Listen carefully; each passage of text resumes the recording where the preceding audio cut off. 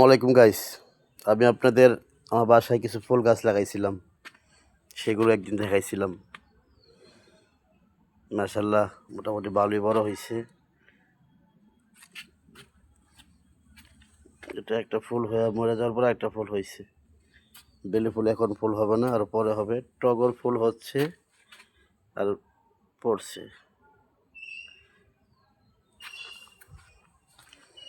মাশাআল্লাহ, আল্লাহ দিলে এই টগর ফুলটাও ভালো কিছু হয় নাই, কিন্তু আমার এই গাঁদা ফুল গাছটাতে আবার সুন্দর ফুল হয়েছে। 3টা ফুল হয়েছে।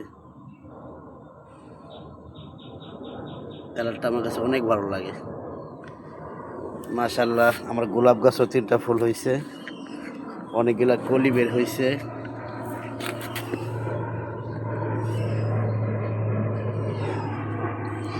এটা সবার আগে হয়েছে, এটা হয়েছে পরে।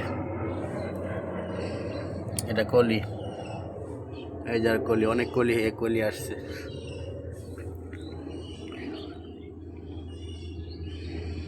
আল্লাহ যদি বাঁচা রাখে, শুক্রবার আরও 4-5টা ফুলের গাছ লাগাবো।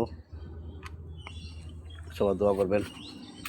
পেঁপে গাছ আনছিলাম, পেঁপে গাছটিও মোটামুটি ভালোই। বেগুন গাছটা, ওই যে সেই বেগুন গাছটা, আল্লাহ যে বেগুন আসছে মনে একটা। ড্রাগন গাছ, এটা সাদা বেগুন গাছ, গোল গোল সাদা বেগুন হয়, কিন্তু টমেটো চারা গেলে বেশি সুবিধা হয় না। বালু তো, পুকুরটা বালুদা ভরা হয়েছে, যে কারণে টমেটো গাছগুলোতে তেমন একটা সুবিধা হয়নি। তারপর যেগুলো ভালো হয়েছে, খুব ভালোই হয়েছে।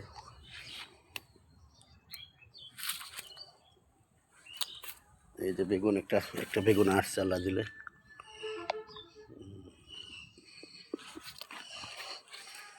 তুলসী গাছ, এই যে মিষ্টি লাউ গাছ মোটামুটি ভালোই বড় হয়েছে। টালটা বিশাল বড় করে দিছি, একবারে এপার ওপার।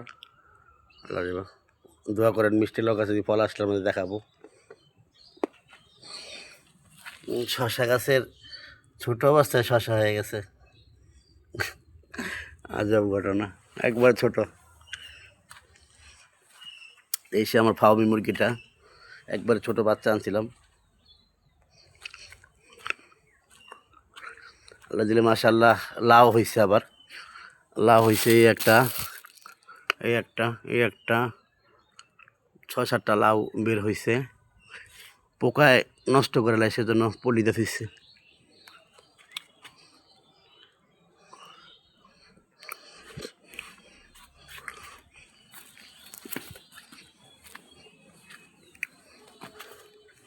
যেখানে শখের ফসল, তো যেখানে কিছু